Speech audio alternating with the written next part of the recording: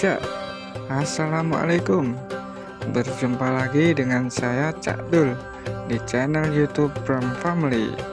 Semoga saudaraku yang menonton video ini dalam keadaan sehat walafiat, dan ada pun yang sakit, semoga sakitnya diangkat oleh Allah Subhanahu wa Ta'ala dan diberikan kesehatan. Dalam video kali ini kita akan menjelajahi salah satu kerajaan besar yang berada di Indonesia, tepatnya di Pulau Jawa, yaitu Kerajaan Islam Demak. Bagaimana peradaban berdirinya Kesultanan Islam Demak?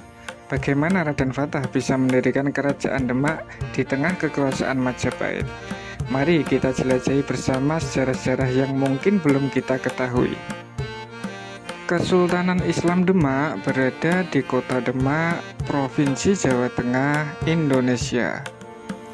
Sultan Abdul Fattah Sayyidin Panotogomo Al-Akbar atau Raden Fatah merupakan pendiri Kesultanan Demak, kerajaan Islam pertama di Jawa. Sultan Demak yang berkuasa pada tahun 1475 sampai 1518 Masehi sejatinya adalah pangeran dari Kerajaan Majapahit, salah satu pendukung peradaban Hindu-Buddha terbesar di Nusantara. Raden Fatah adalah putra Prabu Kertabumi atau yang biasa kita kenal dengan Prabu Brawijaya V, sosok yang diyakini sebagai raja terakhir Kerajaan Majapahit. Ketika Raden Fatah ingin mendirikan Kesultanan Islam Demak bersama Wali Songo, Majapahit sedang menjelang keruntuhannya.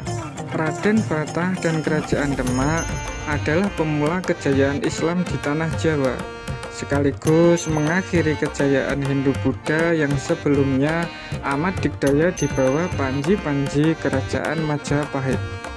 Silsilah Raden Fatah. Raden Fatah adalah putra dari Prabu Kertabumi dari selir, yaitu Siu Banci, putri dari Tan Gawan atau Syekh Bentong, sosok ulama Cina yang menjadi salah satu perintis berdirinya Wali Songo di tanah Jawa. Babat Tanah Jawi mengisahkan Siu Banci dipersunting sebagai istri selir oleh Prabu Brawijaya. Karena saking sayangnya Prabu Brawijaya ini dengan Siu Banci, mengakibatkan permaisuri Prabu Brawijaya yang lain, yaitu Putri Dorawati, cemburu. Demi keselamatan beliau, waktu hamil 4 bulan mengandung Raden Fatah, Brawijaya terpaksa menceraikan beliau dan mengirimkan ke Adipati Aryodamar atau Adipati Palembang. Raden Fatah mempunyai nama kecil yakni Pangeran Jinbun, berarti orang kuat. Beberapa referensi menyebutkan beliau juga dikenal dengan nama Raden Hasan. Usai melahirkan Pangeran Jinbun, Siu Banci dipersunting oleh Aryodamar dan dikaruniai anak yaitu Pangeran Husein. Kemudian setelah dewasa, mereka berdua dikirim mondok untuk memperdalam agama dengan Sunan Ampel, dan beliau diambil menantu oleh Sunan Ampel untuk dinikahkan dengan putri beliau yaitu Dewi Murtosimah, mendirikan Kesultanan Demak. Raden Fatah yang didukung Wali Songo akhirnya mendeklarasikan Demak. Kesultanan Islam Demak berdiri pada tahun 1478 Masehi. Raden Fatah bertahta dengan gelar Sultan Syekh Alam Akbar Al-Fatah. Di sisi lain, Kerajaan Majapahit dilanda pemberontakan oleh Grindawardana, dan akhirnya Grindawardana berhasil menduduki singgasana Majapahit.